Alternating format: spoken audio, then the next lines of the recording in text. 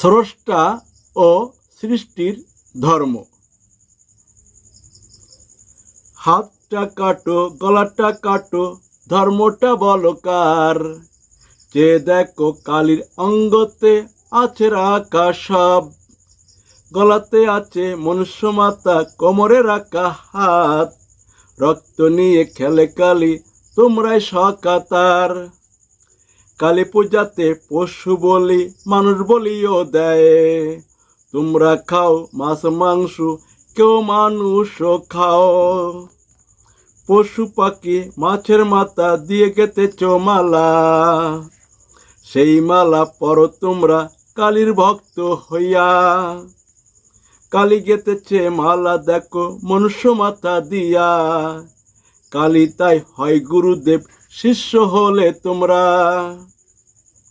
বাঘ সিংহ মাংস খাওয়ায় পশু বলে তাদের। সেই পশুর বলির প্রথা পূজায় নিয়ম আছে।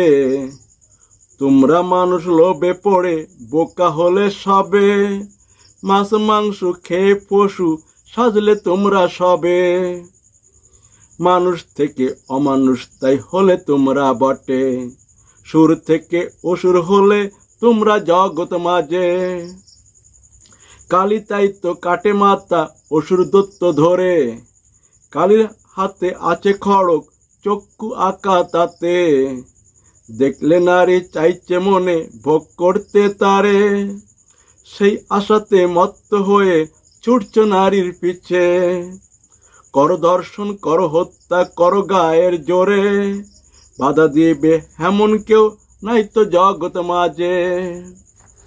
তাই তো কালী হলো দুর্গা, দাঁড়িয়ে অস্ত্র হাতে।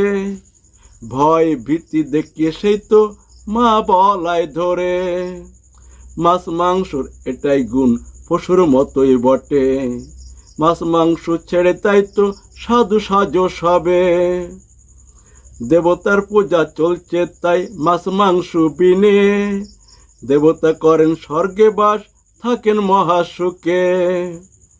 অমানুষ থেকে মানুষ হবে, অসুর থেকে সুর। এই শিক্ষা দীক্ষার জন্য পুজোর প্রথা শুরু। মাছ মাংস খায় না যারা, দেবতা হলো তারা।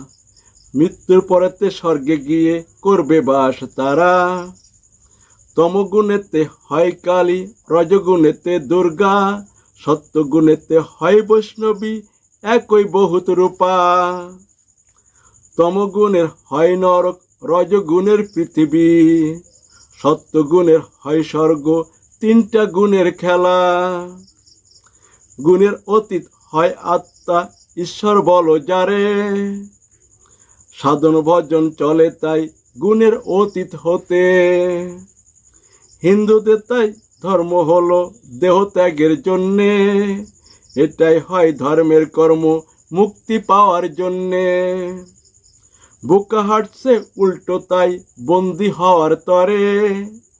দেহটা রক্ষা করছে তারা ধর্মটা ত্যাগ করে। মাছ মাংস খাচ্ছে তারা পচাবাসীর সঙ্গে। কবুল বলে করে বিয়া, ত্যাগ করে তালাকে। দেশ গ্রাম করছে দখল, রাজা হতে সকলে।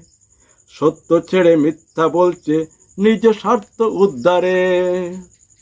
কাম ক্রোধ আরো লোভ নরকে নিবে টেনে।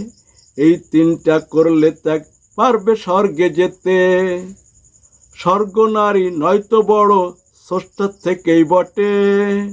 জ্ঞানী তাই স্রষ্টা খোঁজে সকল কিছুই ছেড়ে।